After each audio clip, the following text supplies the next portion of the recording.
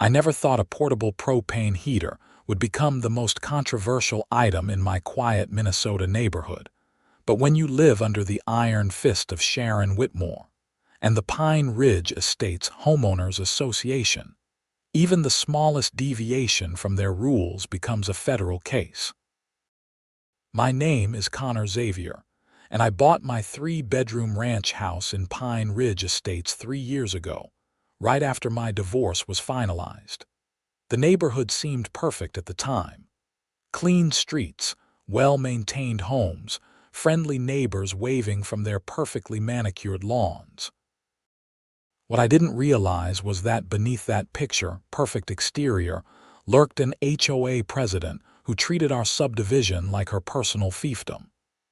Sharon was 52 years old with that distinctive haircut that screamed, "I demand to speak to your manager," and an attitude to match.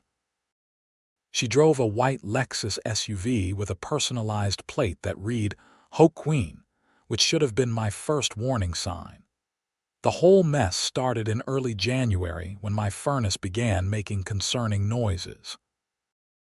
I'm talking about sounds that no heating system should ever make, like a dying whale mixed with grinding metal.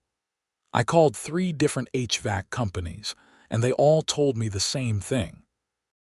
Parts were on backorder due to supply chain issues, and with the polar vortex hitting Minnesota that week, every heating company in the Twin Cities area was slammed with emergency calls. The earliest anyone could come out was in 10 days, maybe 2 weeks if the weather got worse. "Look, Mr. Xavier," the last technician told me over the phone, his voice crackling with static. "I can put you on the emergency list, but I've got elderly folks without heat at all.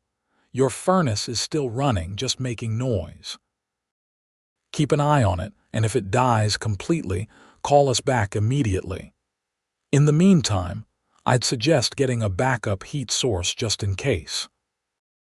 That's how I ended up at the hardware store on a frigid Tuesday afternoon, standing in front of a display of portable heaters while the wind howled outside hard enough to rattle the store's windows.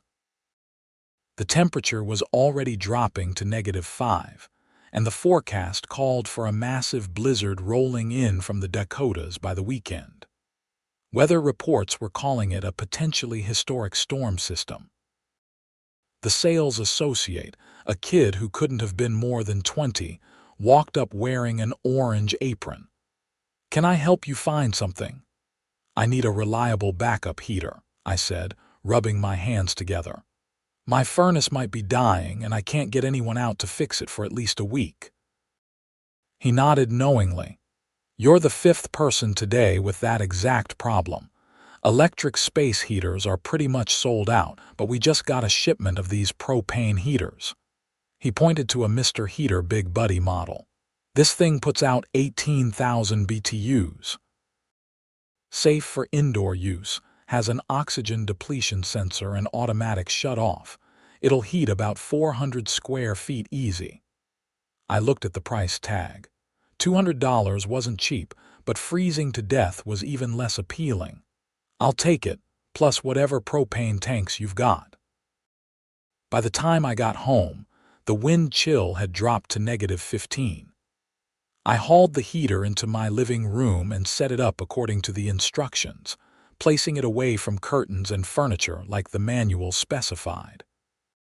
The thing worked beautifully, throwing out waves of comfortable heat that took the edge off the cold. My furnace was still chugging along, but I felt better knowing I had a backup plan.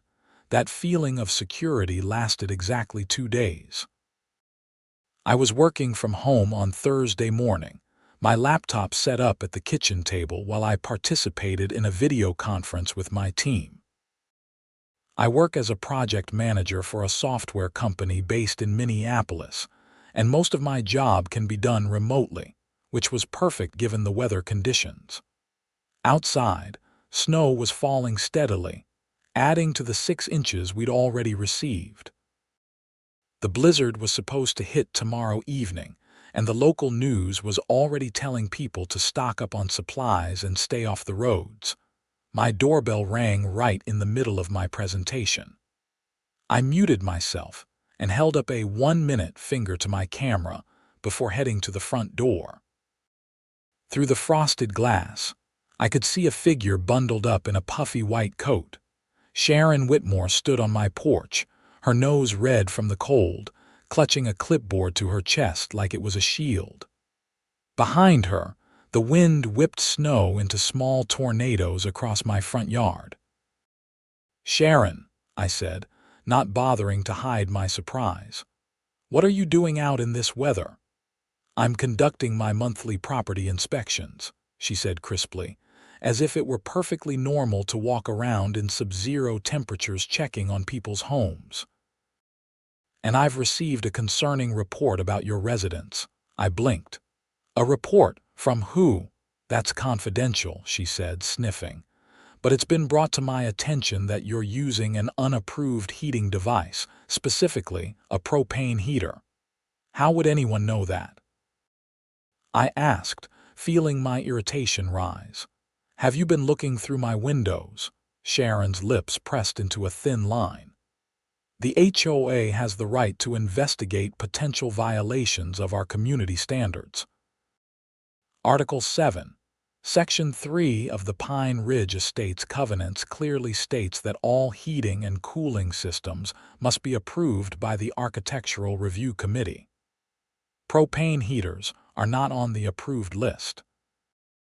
"That rule is for permanent installations," I said slowly, like I was explaining something to a child. "This is a temporary, portable heater that I'm using as a backup because my furnace is making weird noises and I can't get it serviced for another week." "We're about to get hit with a major blizzard, Sharon. I'm being responsible."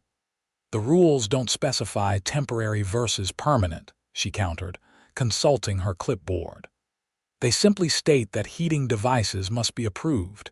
Your propane heater is not approved. Therefore, it violates the covenants. I'm going to have to issue you a citation and demand that you remove the device within 24 hours. I stared at her, waiting for the punchline. When it didn't come, I realized she was completely serious. "You're joking. Tell me you're joking." "The HOA rules exist for everyone's safety and to maintain property values," Sharon said in that condescending tone that made my teeth grind. "Propane heaters pose a significant fire risk and can lead to carbon monoxide poisoning. We simply cannot allow such dangerous devices in our community."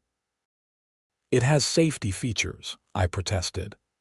"Oxygen depletion sensors, automatic shut-off, the works. It's designed for indoor use, and my furnace might die any minute. What am I supposed to do if that happens during the blizzard?" "That's not the HOA's concern," Sharon replied. "You should have properly maintained your heating system. The violation notice will be sent to you by email within the hour. 24 hours to comply, or you'll face fines of $100 per day until the violation is corrected. Good day, Mr. Xavier." She turned and marched back down my walkway, nearly slipping on a patch of ice before catching herself on my mailbox. I watched her climb into her Lexus and drive away, too stunned to even formulate a proper response. Back inside, my laptop was chiming with messages from my coworkers asking if I was okay. I rejoined the meeting and apologized, but my mind was elsewhere. After the conference call ended, I pulled up the Pine Ridge Estates HOA covenants on my computer and read through Article 7, Section 3. Sharon was technically correct, which was the most infuriating kind of correct. The language was vague enough that it could be interpreted to include portable heaters, but the intent was clearly meant for things like installing outdoor fire pits or adding permanent heating elements to patios. Using that rule to ban a temporary safety device during a winter emergency was absurd. I called my neighbor, Tom Richardson, who lived 2 houses down. Tom was a retired attorney who'd lived in Pine Ridge Estates for 15 years and had his own running battles with Sharon over the years. "Connor," Tom's gravelly voice answered. "How are you holding up in this cold?" "Not great," I said, and explained the situation. Tom let out a long whistle. "Yeah, that sounds like Sharon. She once threatened to fine me because my Christmas lights were up until January 3rd. Said the rules stipulated they had to come down by New Year's Day. Never mind that I'd been out of town visiting my daughter and couldn't physically take them down." "What did you do?" I asked. "Took them down and grumbled about it," Tom admitted. "Fighting the HOA is expensive, Connor. You'd have to hire a lawyer, possibly go through arbitration or even sue. Most of the time, it's not worth it unless they're really overstepping. In your case, though, with the blizzard coming and a potentially failing furnace, you might have a legitimate safety argument." "So you think I should fight it?" "I think you should document everything," Tom said carefully. "Take photos of the heater, keep copies of all the emails and notices Sharon sends, save those HVAC company estimates showing they can't come out for a week or two.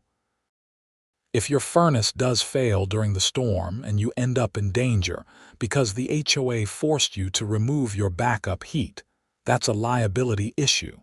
Sharon might be overplaying her hand here." I thanked Tom and hung up, feeling slightly better. I spent the next hour photographing the propane heater from multiple angles, taking screenshots of my email exchanges with the HVAC companies, and downloading the weather forecasts that showed the incoming blizzard. If this turned into a legal issue, I wanted to be prepared. The violation notice arrived in my email at 2:30 p.m., exactly as Sharon had promised.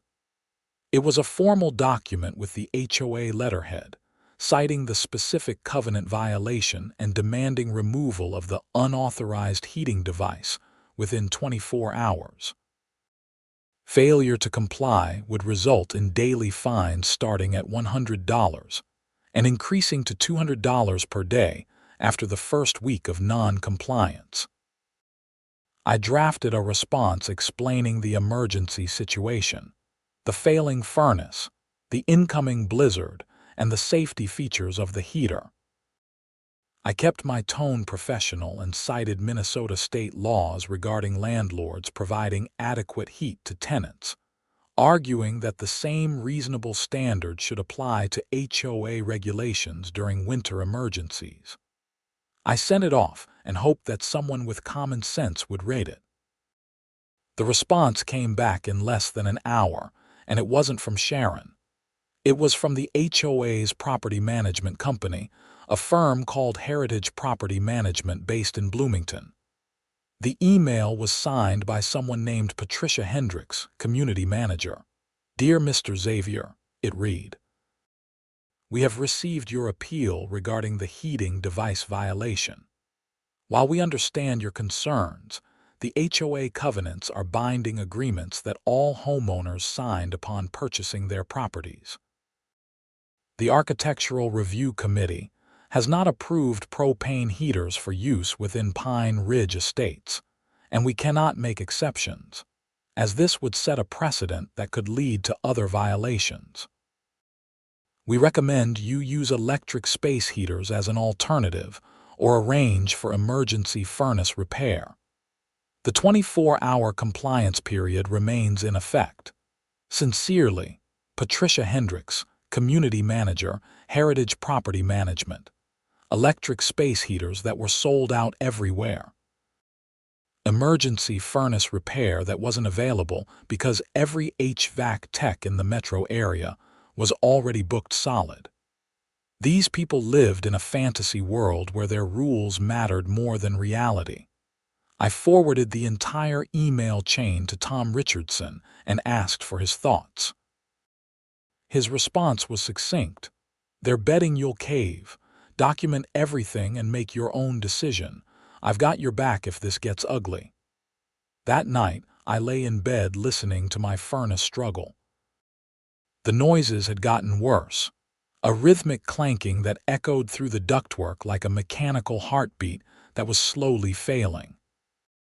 The temperature outside had dropped to -12, and the Weather Service had upgraded the blizzard warning to a winter storm warning with predictions of up to 2 feet of snow and sustained winds over 40 miles per hour starting Friday evening. I made my decision.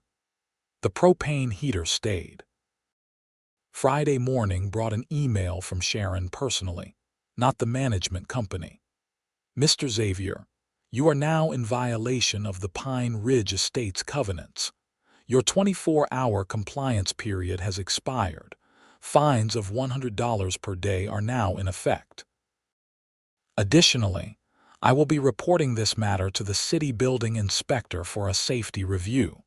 Your blatant disregard for community rules will not be tolerated. The threat about the building inspector was new, and it concerned me. I called the Hopkins City Building Department and spoke to an inspector named Dave Martinez. "Yeah, we got a call from your HOA president this morning," Dave said, sounding tired. "She wants us to come out and red tag your propane heater as a safety hazard." I told her we don't do that unless there's an actual danger. If the heater is designed for indoor use and you're following the manufacturer's safety guidelines, it's not a code violation.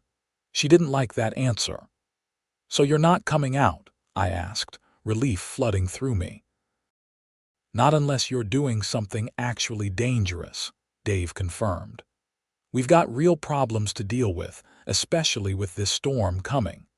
People with burst pipes, roof collapses from ice dams, actual fire hazards.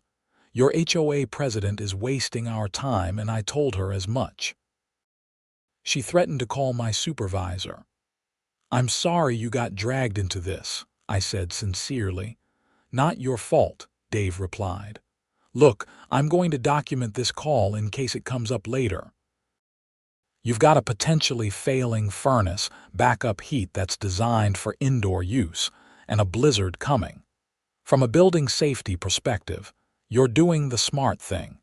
Your HOA is being ridiculous." That conversation improved my mood considerably. If the city wasn't backing Sharon's position, she had less leverage than she thought. I sent her a polite email explaining that the building inspector had confirmed the heater wasn't a code violation, and that I would be maintaining my backup heat source until my furnace could be properly repaired. Her response came back in all caps. "The building code is not the same as HOA covenants. You are still in violation. Fines continue to accrue." The blizzard hit right on schedule Friday evening.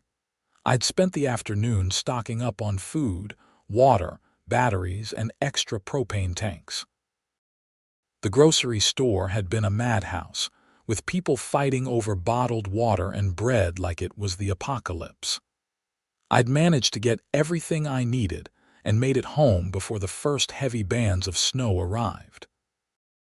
By 8 p.m., the wind was howling like a living thing, driving snow sideways past my windows. Visibility dropped to near zero. The street lights became dim orange glows in the whiteout. I could barely see my mailbox at the end of the driveway, let alone the houses across the street. I settled in for the night, keeping the propane heater in my living room while my furnace continued its death rattle in the basement. Around 10 p.m., I heard a sound that made my blood run cold. The furnace gave one last grinding screech, followed by a loud clunk, and then silence. The warm air stopped flowing from the vents. I went downstairs to investigate. The furnace was completely dead. No pilot light, no ignition, nothing. I tried resetting it multiple times, checked the circuit breaker, even consulted YouTube videos on my phone. Nothing worked. The thing was dead as a doornail in the middle of what was rapidly becoming one of the worst blizzards Minnesota had seen in years. The propane heater was now my only heat source. I moved it to the center of my house, in the hallway between the bedrooms and the living room, where it could radiate heat in multiple directions. The temperature in the house was already dropping. According to my thermostat, It was 68 degrees and falling. Outside, the temperature had plummeted to -18 with wind chills approaching -40. I bundled up in layers, set up a sleeping bag on my couch near the heater, and tried to sleep while the storm raged outside. The wind was so loud it sounded like a freight train circling my house. Snow piled up against my windows. Every hour or so, I got up to check the propane tank level and make sure the heater was operating safely. Saturday morning arrived with no improvement in conditions. If anything, the storm had intensified. I could barely see 3 feet past my windows. Snow had drifted up to halfway up my front door. The power flickered several times but stayed on, which was a blessing. At least I had lights and could charge my phone. I checked the temperature inside the house. 58 degrees in the living room near the heater, probably colder in the rooms farther away. Without the propane heater, my house would already be dangerously cold. My phone buzzed with a text from Tom Richardson. "You still got power. Our heat is fine, but we lost electricity an hour ago." "Still have power," I texted back. "But my furnace died last night, running on the propane heater. Jesus. Good thing you didn't let Sharon bully you into getting rid of it." No kidding. I made coffee and breakfast, trying to maintain some sense of normalcy while the blizzard continued to pummel my neighborhood. The local news was reporting widespread power outages, impassable roads, and warning people to stay inside at all costs. The National Weather Service had issued a blizzard warning through Sunday morning. No one was going anywhere around noon. My phone rang. Unknown number but with a local area code. I answered cautiously. "Mr. Xavier," a woman's voice, unfamiliar and anxious. "This is Denise Keller. I'm on the HOA board with Sharon. I'm calling because we have a situation." "What kind of situation?" I asked, immediately wary. "Sharon's furnace went out last night," Denise said in a rush. "She's been calling everyone trying to find someone with backup heat or room for her to stay, but with the blizzard, no one can get to her and she can't get out. Her house is getting dangerously cold. She mentioned that you have a propane heater." I almost laughed. The irony was so perfect it didn't seem real. The same propane heater she demanded I get rid of. The one she's fining me $100 a day for using. "I know," Denise said, and she sounded genuinely distressed. "I know how this looks. I didn't agree with her decision for what it's worth." Several of us on the board tried to talk her out of it, but Sharon is very forceful about these things. But right now, she's in real danger. Her house is down to 45 degrees and dropping. She's alone, and with the blizzard, emergency services can't reach her. I stood in my warm living room, the propane heater humming contentedly, and thought about my options. Sharon Whitmore had tried to force me to remove my only backup heat source right before a blizzard. She'd threatened me with fines, called the building inspector to harass me, and sent me condescending emails about following the rules. Now she was cold and scared and needed the exact thing she tried to take away from me. The petty part of me wanted to say no. Wanted to tell her this was karma, that she'd made her bed and now she could freeze in it. But I'm not a petty person despite everything. I'm not Sharon. "How far away does she live?" I asked. 4 blocks, Denise said. "On Oakwood Circle, number 42. "But Mr. Xavier, the roads are completely impassable. Even walking in this weather is incredibly dangerous." I looked out my window at the whiteout conditions. She wasn't wrong. Attempting to walk 4 blocks in -40-degree wind chills through a blizzard was legitimately life-threatening. But so was staying in a house with no heat in these temperatures. "Does Sharon have a working fireplace?" I asked. "No," Denise said. "It's decorative only. No chimney." "Does she have any heat at all?" "I don't think so. She has electric space heaters, but they're not enough to heat the whole house, and she's worried about overloading the circuits. Of course she had electric space heaters, the approved solution, the solution that wasn't working.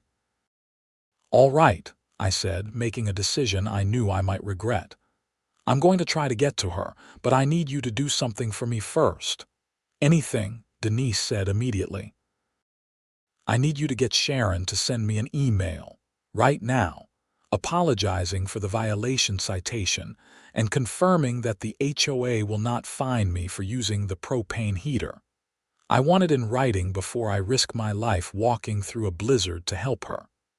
There was a long pause. Mr. Xavier, I understand why you're asking, but Sharon is very proud.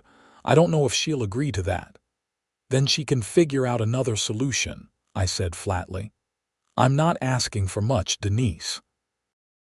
I'm asking her to admit she was wrong and to stop penalizing me for taking reasonable safety precautions. If she's too proud to do that, she's not desperate enough yet. Let me call her, Denise said. I'll do my best. We hung up. I waited, pacing my living room while the storm raged outside. Part of me felt guilty for making demands while someone was in danger. But another part of me, the part that had been dealing with Sharon's authoritarian nonsense for 3 years, felt like this was the only way she'd ever learn. 20 minutes later, my email chimed. It was from Sharon Whitmore, and the subject line was regarding heating violation.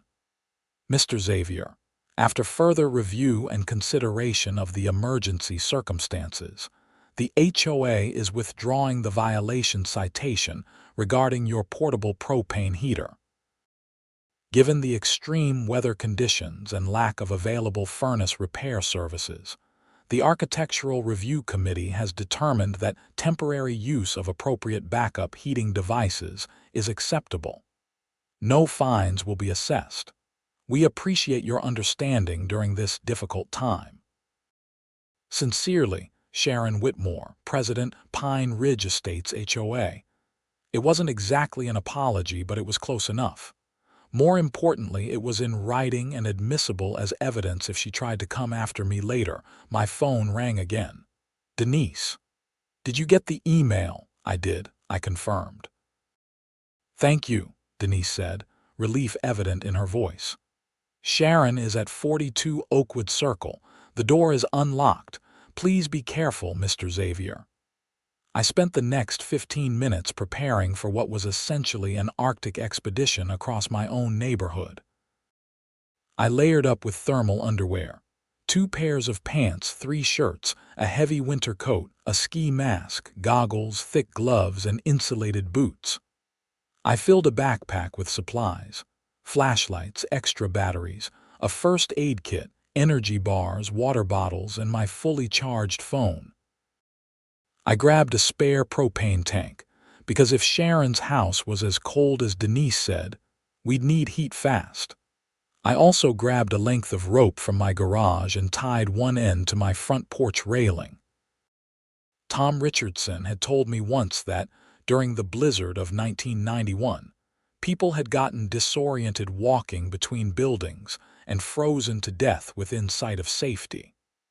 The rope would give me a lifeline back to my house if I got turned around. Before I left, I sent a text to Tom explaining where I was going and why. If something happened to me, at least someone would know. The moment I stepped outside, the cold hit me like a physical blow. Even with all my layers, I could feel it trying to seep through. The wind screamed, driving snow so hard it felt like being sandblasted. I could barely see my own hands in front of my face. I oriented myself using my garage as a landmark, then started walking in what I hoped was the direction of Oakwood Circle. Each step was a challenge.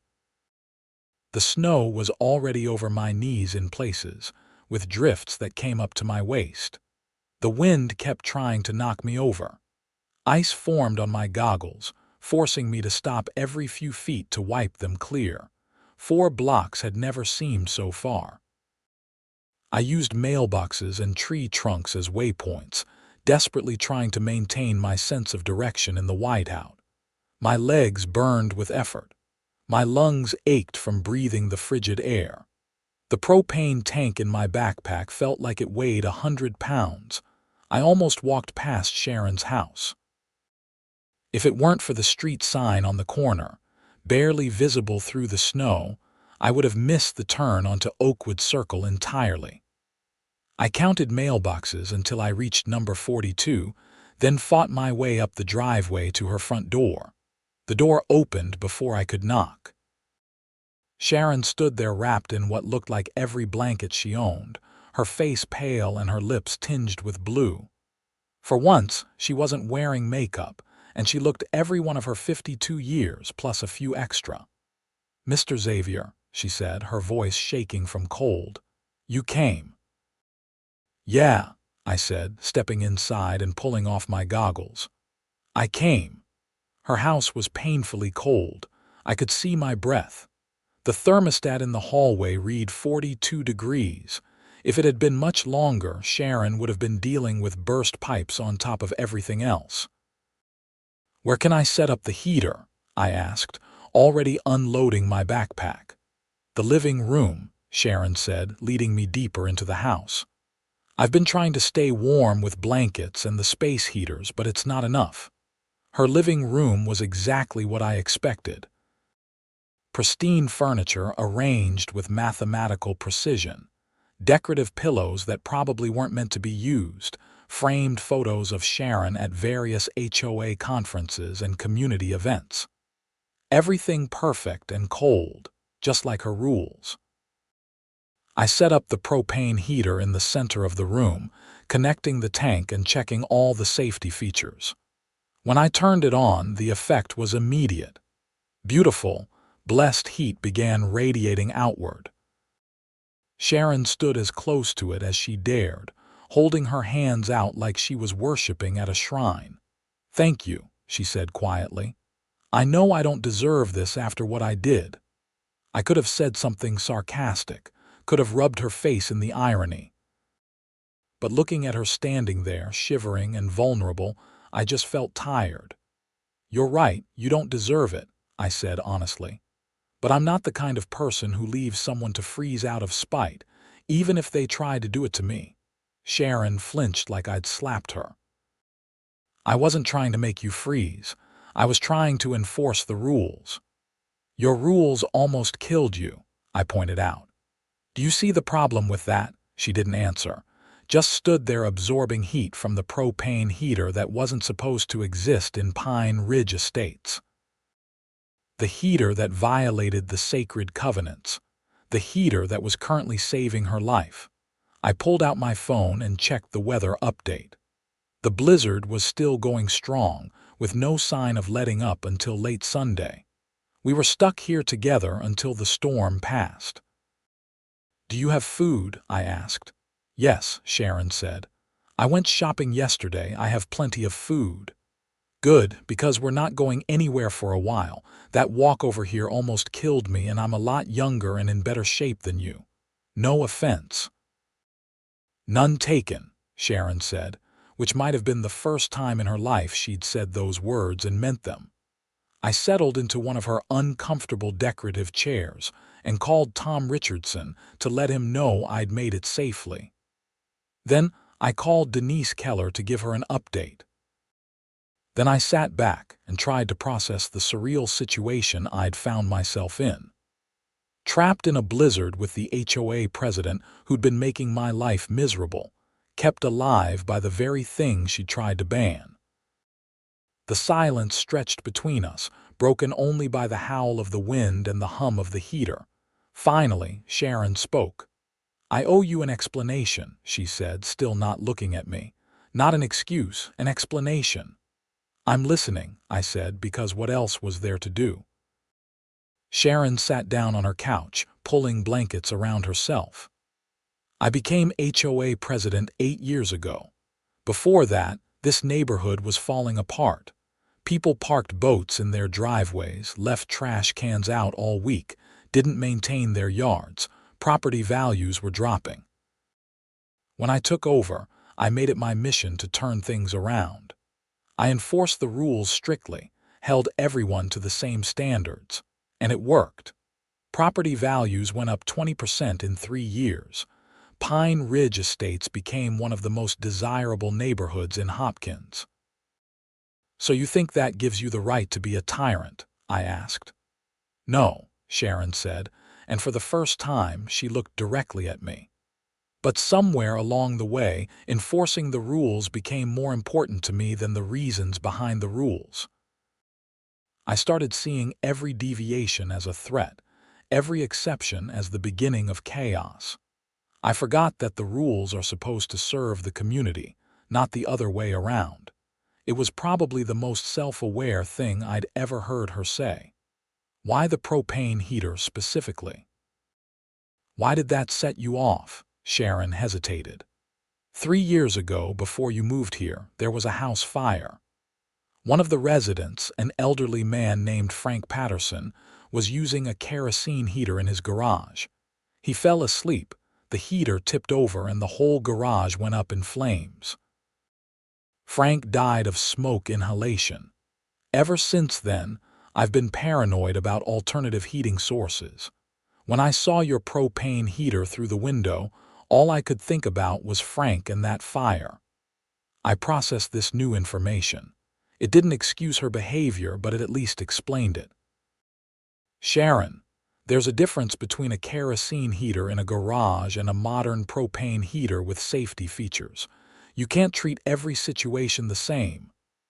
"I know that now," she said. "But in the moment, all I saw was another potential disaster. Another way for something to go wrong under my watch." The hours passed slowly. The storm continued to batter the house, but inside, the propane heater kept us comfortable. Sharon made sandwiches for lunch. We ate in awkward silence. Two people who had nothing in common, except a shared disaster and a grudging mutual respect born from necessity. By late afternoon, the conversation had evolved from stilted small talk to something almost resembling genuine discussion. Sharon told me about her husband, who'd left her for a younger woman 5 years ago. About her daughter who lived in Seattle and only called on birthdays. About how being HOA president had become her entire identity because she had nothing else.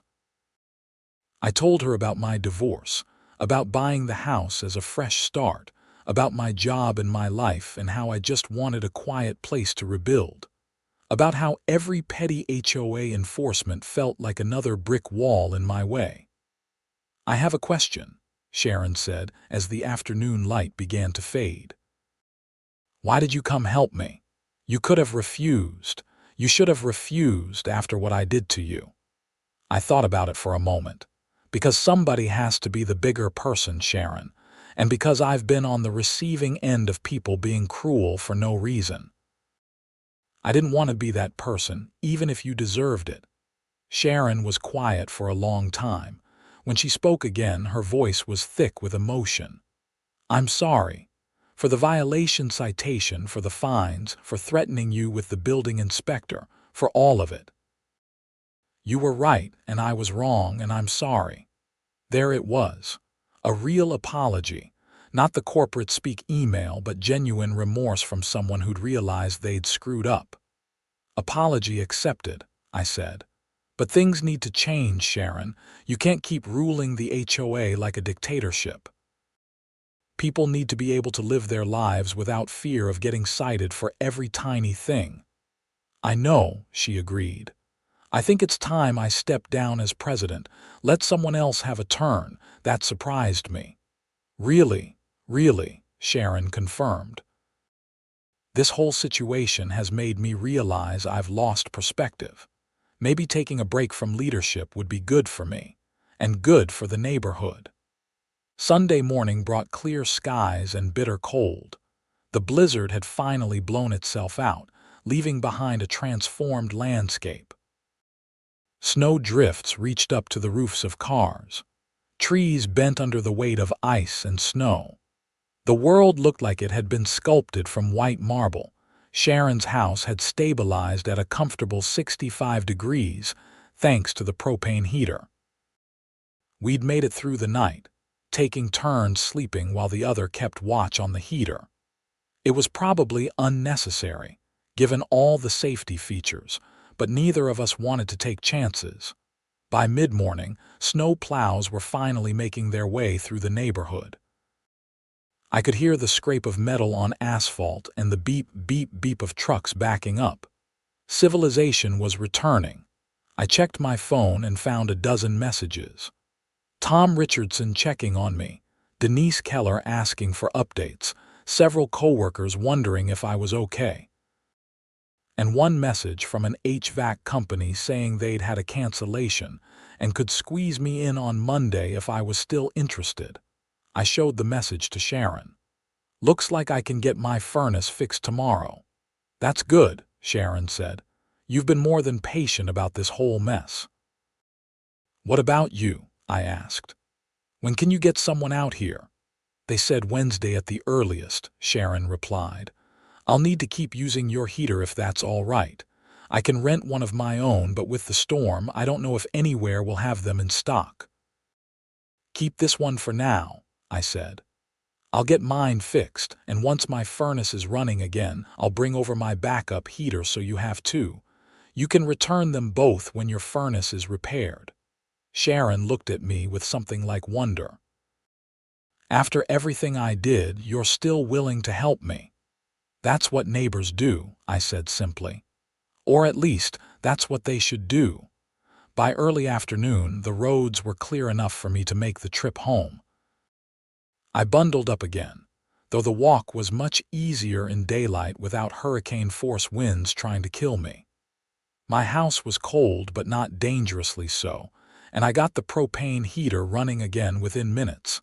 Monday morning, the HVAC technician showed up right on schedule. He was a burly guy named Mike with 20 years of experience and a no-nonsense attitude. "Yep, your heat exchanger is cracked," Mike said after spending an hour examining my furnace. "That's what was making all that noise. You're lucky it died completely instead of leaking carbon monoxide. Could have been a lot worse." "How much to fix it?" I asked, dreading the answer. "Heat exchanger replacement on a furnace this age plus labor, probably $3,500, Mike said. "But honestly, this furnace is 15 years old. You'd be better off replacing the whole unit." New high-efficiency furnace would run you about $6,000 installed, and you'd save money on your heating bills. It was a lot of money, but Mike was right. I'd been nursing this furnace along for 3 years. Time to bite the bullet and do it right. "How fast can you install a new one?" I asked. "I can have a crew out here Thursday morning," Mike said. "You'll need to keep using that propane heater until then, but you should be fine. That's a good unit." Mike's crew showed up Thursday morning as promised and spent the day installing a brand new, top-of-the-line furnace. By evening, I had reliable, efficient heat pumping through my house. The difference was night and day. The new furnace was quieter, heated more evenly, and didn't make any concerning death rattles. True to my word, I hauled my propane heater over to Sharon's house that evening. She was doing better, less fragile and more like her usual self, though with noticeably softer edges. "Your furnace is working?" she asked as I set up the second heater in her dining room. "Like a dream," I confirmed. "New furnace, new thermostat, the whole works. Your guy coming tomorrow." "Wednesday afternoon," Sharon said. "They had to order a part, but with 2 heaters now, I'm perfectly comfortable. Thank you, Connor, for everything." It was the first time she'd used my first name, Progress. The Pine Ridge Estates, HOA, held an emergency board meeting the following Monday at the community center. Sharon had sent out a notice to all residents explaining what had happened during the blizzard, taking full responsibility for the propane heater situation, and announcing her intention to step down as president. I attended the meeting, along with what looked like half the neighborhood. Everyone wanted to hear the story firsthand and weigh in on the future direction of the HOA. Sharon stood at the front of the room, looking nervous but determined. "I owe everyone an apology," she began. "I've been so focused on enforcing rules that I lost sight of why those rules exist. Rules should protect people and improve our community, not endanger lives or make people miserable. I was wrong about the propane heater situation, and I was wrong about a lot of other things. Effective immediately, I'm stepping down as HOA president." There was surprised murmuring from the crowd. Sharon continued, "I'm proposing several changes to our enforcement procedures. First, an emergency exception clause that allows residents to take reasonable safety measures during extreme weather or other crises, even if those measures would normally require pre-approval. Second, a common-sense review process where any violation citation can be appealed to the full board, not just the president. And third, term limits for the president position. 2 years maximum, then mandatory rotation to give other people a chance to lead." Denise Keller stood up. "I'd like to motion that we adopt all 3 of Sharon's proposed changes immediately." "Seconded," called out Tom Richardson from the back of the room. The vote was unanimous. The changes were adopted into the Pine Ridge Estates covenants that night. When it came time to elect a new president, Tom Richardson was nominated and accepted. He was elected with strong support from the community. Sharon was voted in as treasurer, a position with responsibility but less authority. She seemed relieved rather than disappointed. After the meeting, several neighbors came up to me to shake my hand and thank me for standing up to the old system. A few admitted they'd been the ones to report my propane heater to Sharon in the first place, thinking they were doing the right thing by enforcing the rules. They apologized, and I accepted. It was hard to stay angry when the whole situation had led to positive change.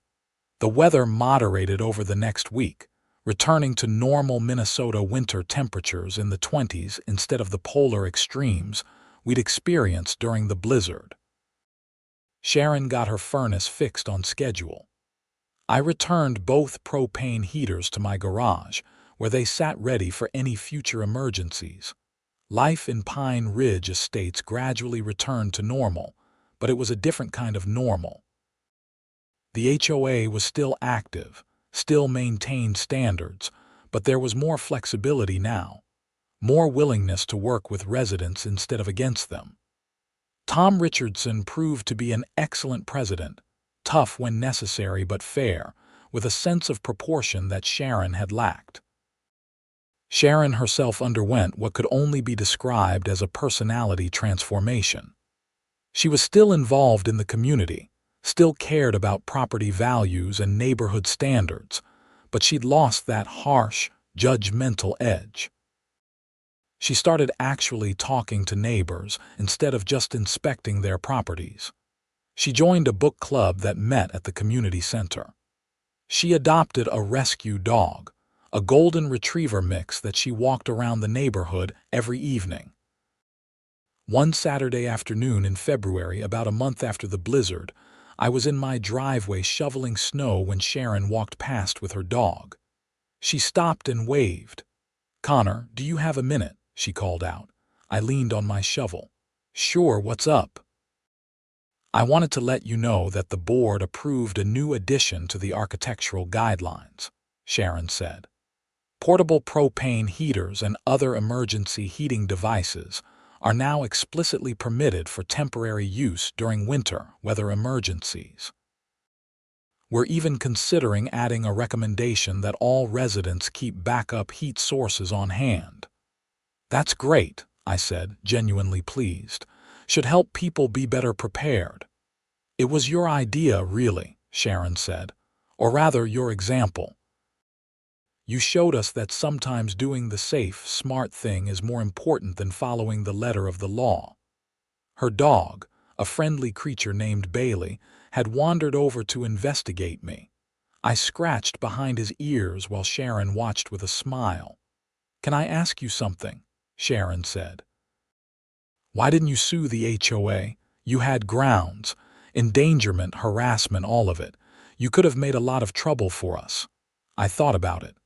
"Because lawsuits don't fix anything," I said finally. "They just make lawyers rich and everyone else angry."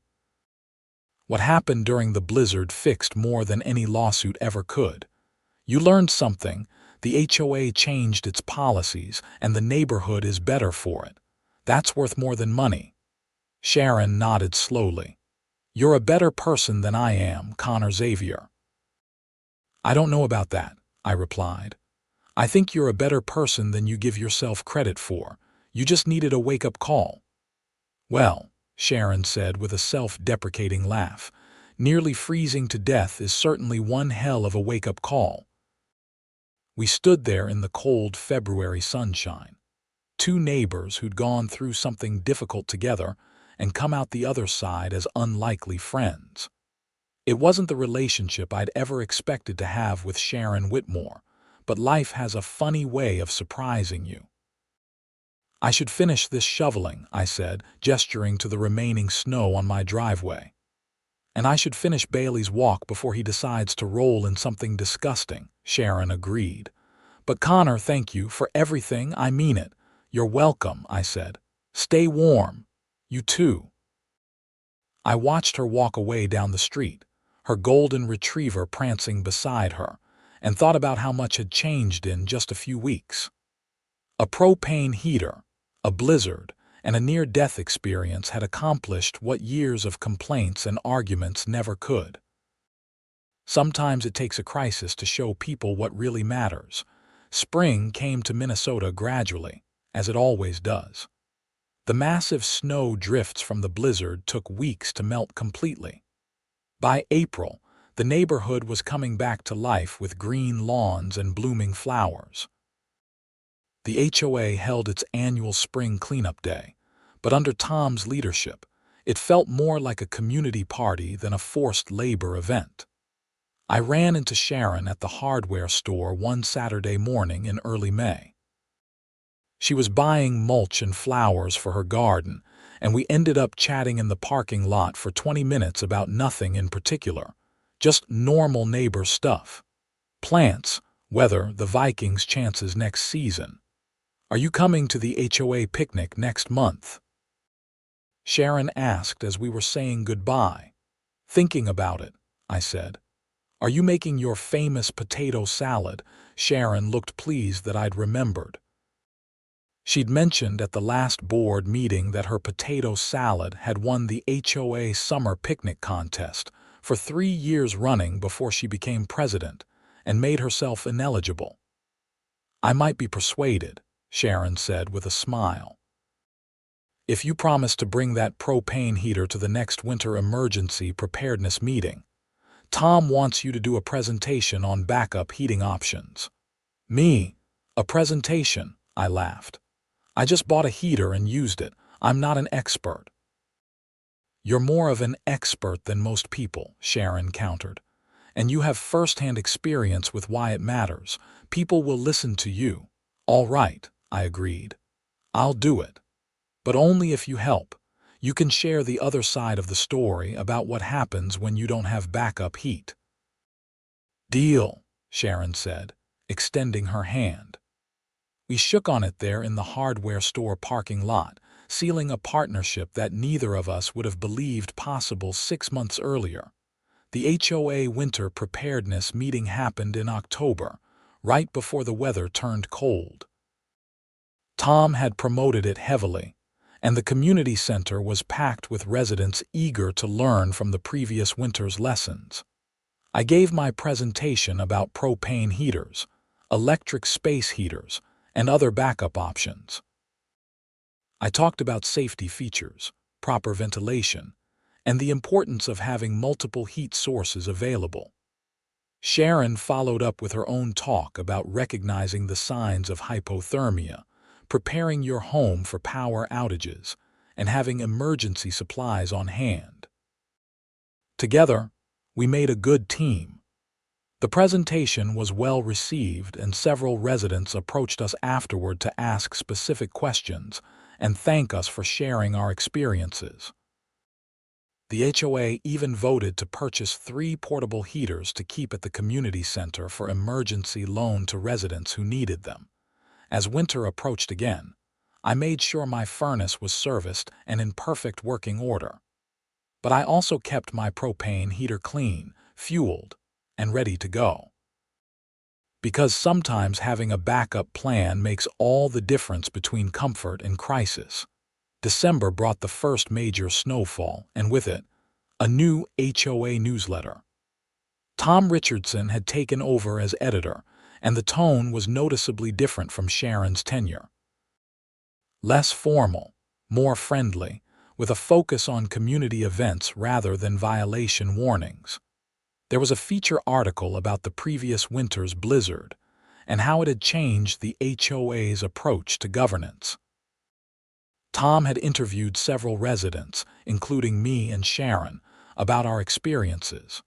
The article ended with a quote from Sharon that perfectly summed up everything we'd learned. "Rules exist to protect people and create a better community," Sharon had said. "But when rules start to endanger the very people they're meant to protect, it's time to change the rules. That's what good leadership looks like. Being willing to admit when you're wrong and having the courage to make things right." I read the newsletter while sitting in my warm living room, my new furnace humming efficiently in the basement, my propane heater standing ready in the corner just in case. Outside, snow was falling gently, covering Pine Ridge Estates in a blanket of white. But this snow felt different from last year's blizzard.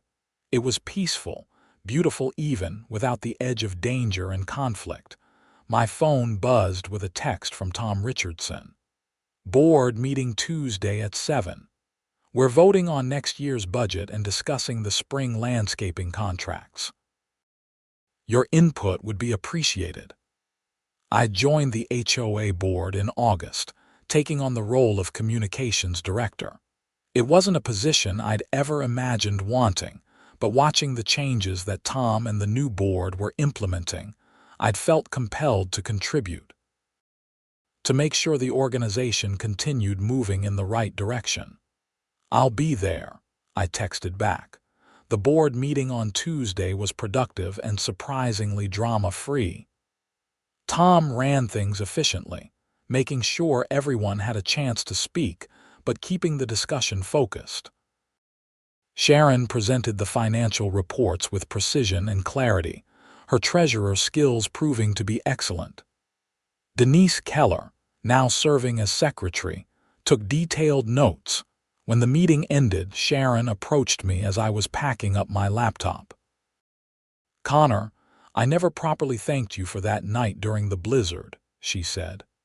"I know I said thank you at the time, but I don't think I fully expressed how grateful I am. You didn't just save me from freezing. You gave me a chance to become a better person. That's a gift I can never fully repay." "You don't need to repay it," I told her. "Just keep being the person you've become. That's thanks enough." Sharon smiled, and it was a genuine smile, warm and without artifice. "You know, when you first moved to Pine Ridge Estates, I thought you were going to be trouble. You asked too many questions, pushed back on too many rules. I saw you as a threat to everything I'd built. And now," I asked. "Now I realize you were exactly what this community needed," Sharon said. "Someone willing to stand up and say when something wasn't right. Someone who cared more about doing what was right than following what was written. We need more people like you, Connor." "We need more people like you too," I said. "The new you, I mean. The one who learned from her mistakes and chose to grow instead of getting bitter." We walked out of the community center together into the cold December night. The sky was clear and full of stars, the kind of brilliant display you only get on the coldest winter nights when the air is crisp and clean. "You ever think about that night?" Sharon asked as we reached our cars. "During the blizzard?" "Sometimes," I admitted. It was one of the scariest things I've ever done, walking through that storm, but also one of the most important. It taught me that sometimes the hard choice and the right choice are the same thing. I think about it all the time, Sharon confessed. Sitting in my cold house, watching the temperature drop, knowing I'd brought it on myself by being so stubborn and rigid. And then you showed up, even though you had every reason to leave me there. That moment changed everything for me. I'm glad something good came from it, I said. More than good, Sharon corrected. Something necessary. This whole community is better because of what happened. Because you were brave enough to stand up for what was right, and because I was desperate enough to finally listen. We said our goodnights and drove to our respective homes through the quiet, snow-covered streets of Pine Ridge Estates. As I pulled into my driveway, I looked around at the neighborhood that had become more than just a place to live. It had become a real community, with all the messiness and difficulty and unexpected friendships that the word implied. Inside my house, warm and comfortable thanks to my reliable furnace and the backup heater standing ready if needed, I thought about the journey of the past year. From antagonistic HOA violations to life-threatening blizzards to unexpected friendships and positive change. It had been a wild ride, and I wouldn't have predicted any of it when I'd first bought that propane heater on a cold Tuesday afternoon. But that's the thing about life in a community. You never know how things are going to turn out. A simple decision to buy a backup heater had set off a chain of events that transformed an entire neighborhood's approach to governance and community relations. It had turned an adversary into an ally, taught important lessons about the difference between rules and wisdom, and probably saved a life in the process. As I settled in for the night, I heard the wind picking up outside. According to the weather forecast, another winter storm was moving in tomorrow, though nothing like last year's blizzard. Just a typical Minnesota snowstorm, the kind we get several times each winter. But this time, I wasn't worried. My furnace was running perfectly. My propane heater was ready if needed. The HOA had updated its policies to allow for common-sense emergency preparations. And if anything did go wrong, I knew my neighbors would have my back, just as I'd had Sharon's back when she needed it most. That's what community is supposed to be. Not a dictatorship of rules and regulations, but a network of people looking out for each other, helping when needed, and working together to make everyone's lives better. It had taken a crisis to teach us that lesson, but we'd learned it well. The snow started falling around midnight, and I watched it through my bedroom window for a while before sleep claimed me. Big, soft flakes drifting down in the glow of the street lights, blanketing everything in white. It was beautiful and peaceful, and for the first time since moving to Pine Ridge Estates, I felt completely at home. Whatever challenges the winter might bring, whatever conflicts might arise in the future, I knew we'd face them together as a real community. And that made all the difference in the world.